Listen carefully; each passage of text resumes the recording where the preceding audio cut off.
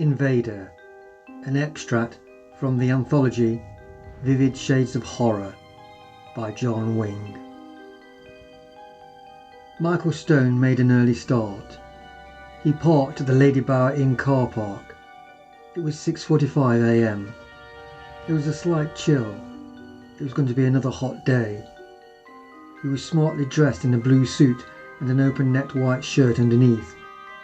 He locked the car and walked the narrow pavement to a T-junction. He turned left onto the A6013, a road that traversed the reservoir. A waist-high pebble-dashed wall ran along both pavements. Michael crossed the empty road, making for the wall's end where there was a small locked iron gate. He easily climbed over it and went down steps that led to the bottom of the now waterless dam. He paused to take in his surroundings. The sun spread its rays liberally on the woods and hills and into every nook and cranny as it imperceptibly ascended a perfect azure sky. There was no breeze, there were no clouds, and for the time being, no other human. Michael realised that would change soon, as the area was a popular tourist attraction for hikers and bikers. The dam's base was as dry as an African plain's parched surface, with a myriad of cracks running haphazardly like a disorganised road network. There was rubble, stones and rocks strewn all over the place, plus 2 stone bell-mouth overflows. Roughly in the middle of this barren landscape was what remained of the church, whose clock tower Michael had spied through his binoculars the other day. It was this he intended to inspect more closely. The nearer he got, he saw gravestones that were either propped at an awkward angle or broken in half or lying in pieces on the ground. It certainly created an eerie atmosphere. The whole scene gave him goosebumps. He could readily imagine zombies thrusting their arms through the earth, eager to pull him down with them. It was an unsettling, macabre setting, and the stark silence only added to the gothic ambience. There wasn't much of the church remaining. Half a wall stood, otherwise there were remnants of walls scattered about 2 or 3 feet in height, suggesting what might have been. The most prominent part that had stood the test of time was the tower, whose surface was badly fractured and looked as though the merest breeze might bring it toppling down.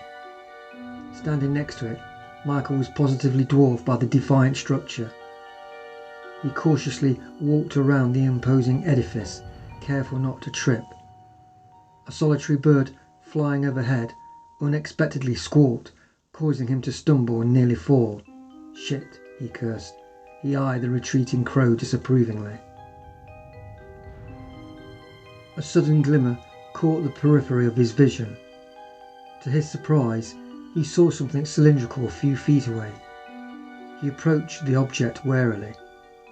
It was empty. There was nothing inside, no controls, no switches of any kind, no sign that anything had been in it. But it was as Ray had described. Michael muttered, so he was telling the truth. Michael surmised it was about 10 feet in length and could easily accommodate a human being. Something had obviously been inside, for the contraption's lid was open. But what? That's what Michael wanted to know. He diffidently touched its surface. It felt like plastic, but he didn't know if it was or not. There seemed to be a little give to it, slightly soft to the touch. Then, incomprehensibly, the device began to disintegrate. "Fuck," Michael shouted. Immediately, Michael retrieved his iPhone and videoed it from every conceivable angle until the whole pod had completely vanished. He reasoned that as soon as he touched it, it had set something in motion to do this. The evidence had gone. At least he had the video. He put the phone away. Michael investigated the surrounding area in the hope of discovering more, but there was nothing, not even footprints or any marks of any kind to indicate anything. Most disappointing, considered Michael. He surveyed further around him. The sun was higher, already making it uncomfortably hot. There was no wind. The trees were as motionless as statues. He noticed a little way off to his right up a hill several birds circling. He wondered what had got their attention. He had to investigate. Michael wished he'd brought some water with him. He hadn't thought to bring a bottle, so focused was he in getting out of the hotel and down here. He hadn't even had anything to eat. He cursed himself for his oversight. His watch showed 8:05. He raised his hand to shield his eyes from the blinding sun. There was something ahead of him that he couldn't quite make out. Apart from birds hovering above, there were many on the ground too. Their cawing was loud and clear. His phone rang. He stopped to answer it. "Hello, darling. How are you?" "I'm at Lady Bower." "An early start then."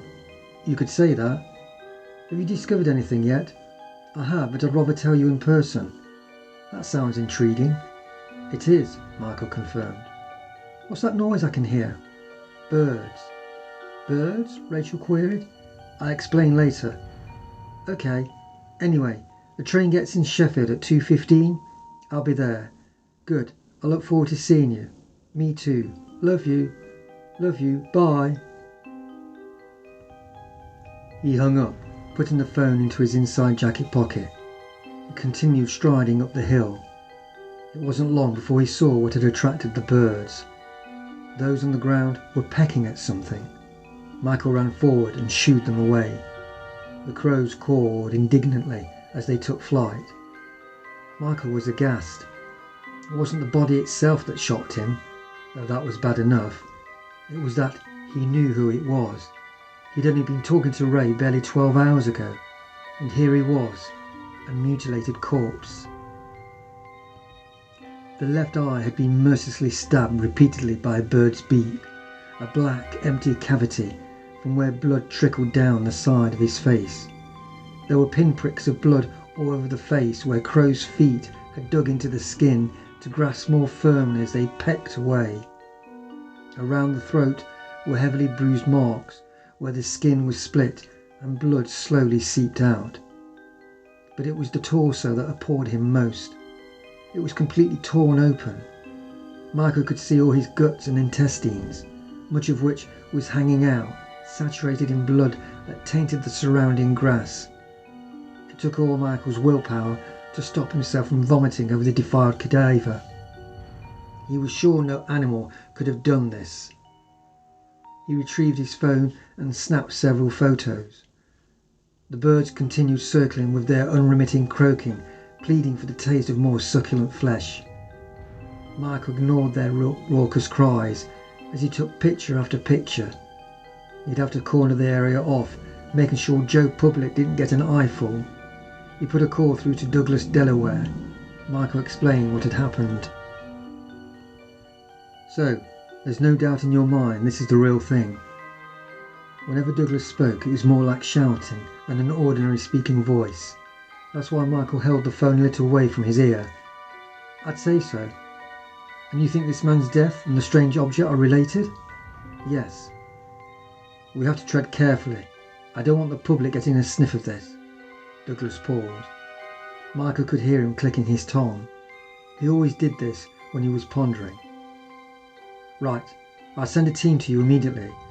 You're to wait there until they do. I don't want anyone snooping around. And send me a copy of that video." "Will do." A sudden thought occurred to Michael. "Can you find out where a Lucy Bristow lives around here?" "I'll look into it. I'll speak to you later." They both hung up. An hour later, a team of 6 people arrived, consisting of 4 policemen and 2 forensics. Michael left them to it and made his way to the car, feeling hot and sticky by the time he returned to the car park. He drove back to the Yorkshire Bridge Inn. If you're intrigued how this story continues, it is available to download or purchase as a paperback from Amazon in my anthology, Vivid Shades of Horror.